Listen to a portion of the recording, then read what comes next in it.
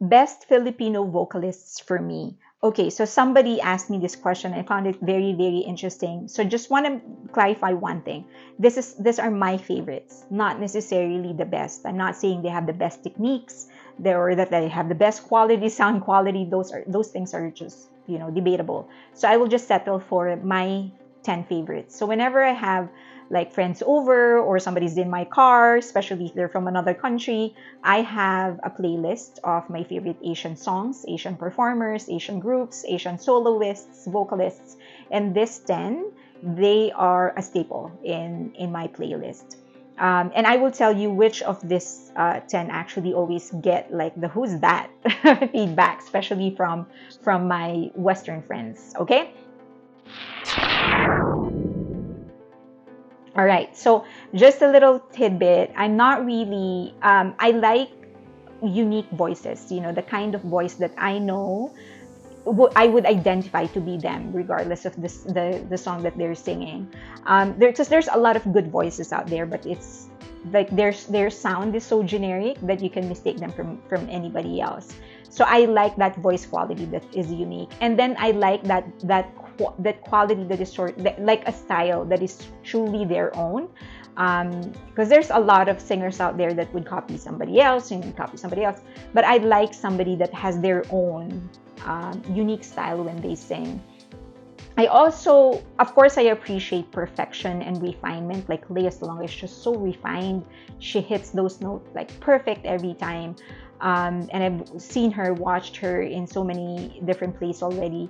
But I like rawness more. I don't care if you're a little shaky in your vibrato or whatever, for as long as I hear the rawness in your voice. I think there's much more emotions in that. There's nothing wrong with refinement and trying to go for perfection, but I think if you're raw, that's where you see like the purity of your artistry and the emotions. All right, so okay, so here is my 10, and if you have any more recommendations, please let me know. First is Bamboo. As a performer, and even in his voice, the voice quality is he can sing any song and he can make it his. And he can make it sound perfect. Like his voice doesn't sound awkward in certain types of song. He can sing anything. From Tomorrow, he did it in The Voice, or he can sing a ballad, or he can sing a rock song, and it would still sound good. I also like his vibrato. He said that in the end, like when he does this.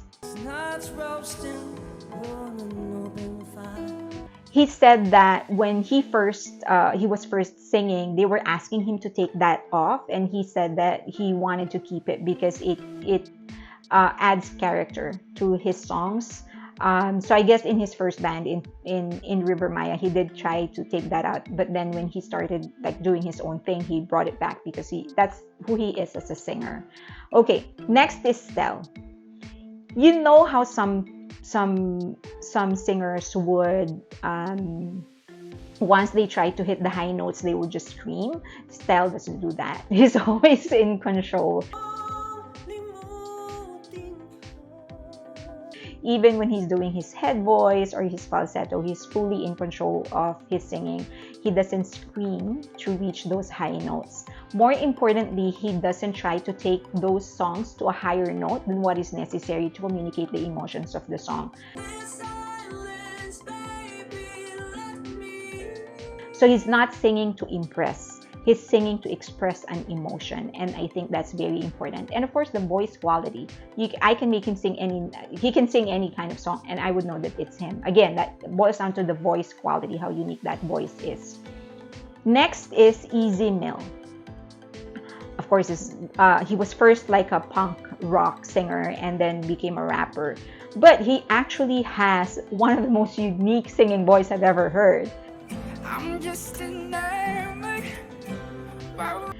And the emotions, my God, I don't know what kind of he's like in terms of angst, he's like what's this? I forgot the name of the singer.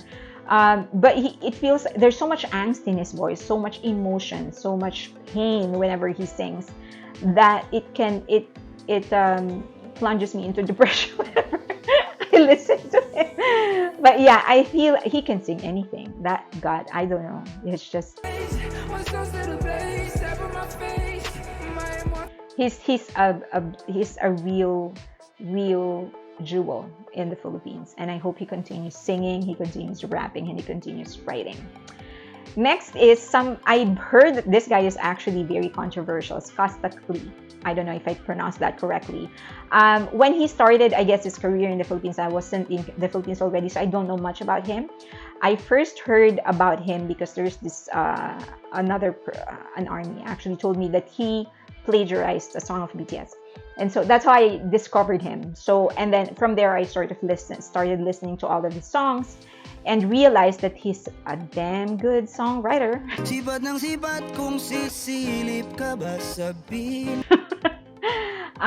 And he's such an imperfect singer, at least in my ear.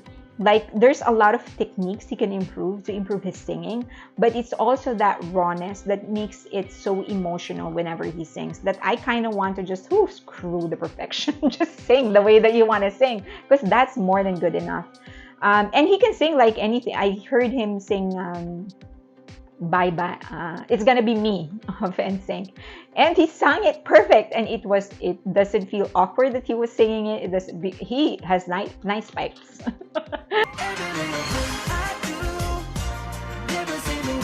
He should use that. He should continue using that. But for those of you, let me know why he is controversial. What did he do? Why is he so controversial? Apparently, like, a lot of people hate him or whatever, but he's such a talented songwriter. Okay, let me know why he's controversial. Next is Basti Artadi, which is the former vocalist of Wolfgang. Oh man, the voice of this guy. I know he moved to the US, and I think he stopped singing already for some reason because of health reasons. But he has that command in his voice. I have never heard him sing like theater songs or whatever, but I have heard him sing ballads, and it's just so unique because he has such a manly voice.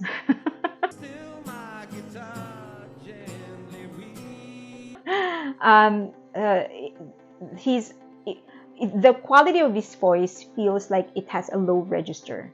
And then you hear him sing, and you kind of wonder, how is that possible that he's able to reach those notes?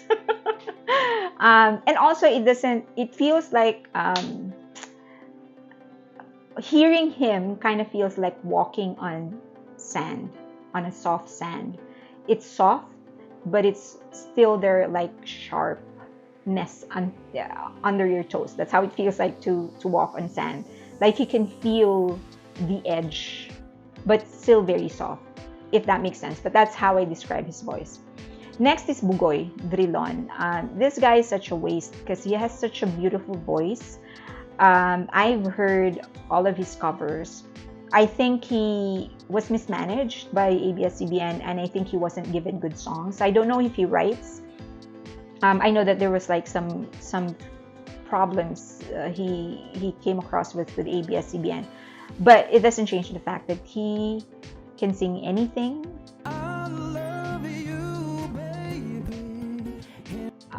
He is such a great singer. The quality of his voice is so unique. The control he has over his voice. I don't know if he actually took up like professional, like formal voice lessons, but if he doesn't, if he never did, he doesn't need it because the control that he has over his voice. And again, he's one of those singers that don't need to impress people. He would sing it in a note that's necessary to communicate the emotions. He doesn't need to yell. He doesn't need to reach the high heavens. He just needs to sing, and that's what he does. Next is Abdincell. So he was a former vocalist of Sugar Free, and I'm very ashamed to admit that it wasn't until Wag Ka Nang Umiyak that I actually discovered Abdincell and Sugar Free. But he also is a talented singer. But based on all the covers that he has done, like Moonlight Over Paris, I think, is the one that he sang, several more cover songs. the finesse in his voice. I don't know if it's actually gone through formal training, but he has that natural finesse in his voice. Just like Stelle, he doesn't need to yell when he's trying to reach those high notes. He just needs to sing, and it's such an ease for him. I think those are the disadvantages of people like Stelle and Abdincell, because they can actually hit those notes without looking like they're struggling. So people sort of don't give them credit for it, strangely. But yeah, Abdincell. Next is Justine Vasquez. Very pop. This is one of the few voices that I know sounds very, very pop. And I like pop. There's nothing wrong with that. But I can mistake. He's not okay. It's not very unique for me because I can actually mistake his voice for somebody else. But it's actually his treatment of the music that makes me like him as a singer. He often just sings songs with nothing but a guitar, and it still sounds good, which is, I think, as I've always said, and as many music professionals say, if you can sing with nothing but a guitar and you still sound fantastic, that means you're a great singer. There's a rainbow always after the rain. And he does that for me. Okay, next is Haji Alijandro. I know this is very, very old, but I can't deny the fact that we really have some of the best vocalists ever. I would include, if I'm not limited to 10, which is the limit that I imposed on myself, but if I'm not limited to 10, I would include like Basti Valdez. These guys are just like the pure vocalists of our time. They don't, this is when they reigned, when there was no social media to hype them up. They relied nothing but on the song and the quality of their voice. And the mere fact that they became so popular, that their songs are still being sang today, they're still being reinterpreted, just gives you an idea on just how talented they are as vocalists. And Haji is one of those, he's a very sincere, very pure singer. Whenever he sings, he takes me there. Like whatever it is that he is singing, I feel like I'm in there. He takes me to that emotion. He takes me to that situation. And also, I think he is a unique timbre, a unique tone in his voice.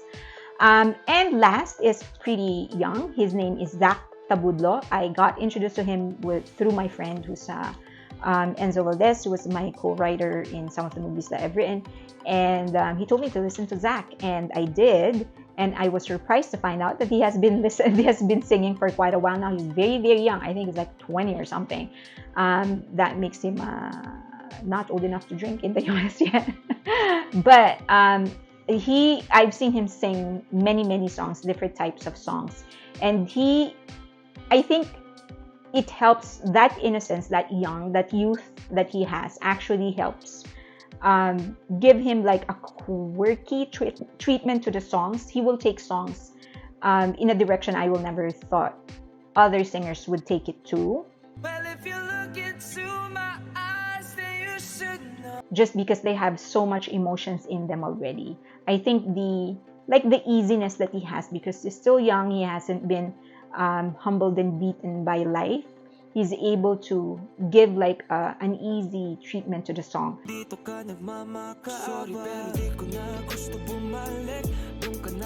And if he can do that now, I would be excited to see how he can evolve through time. Okay, so those are my top 10 favorite vocalists in the Philippines. And as I've said, if you have other recommendations, let me know. And I'm looking forward to it.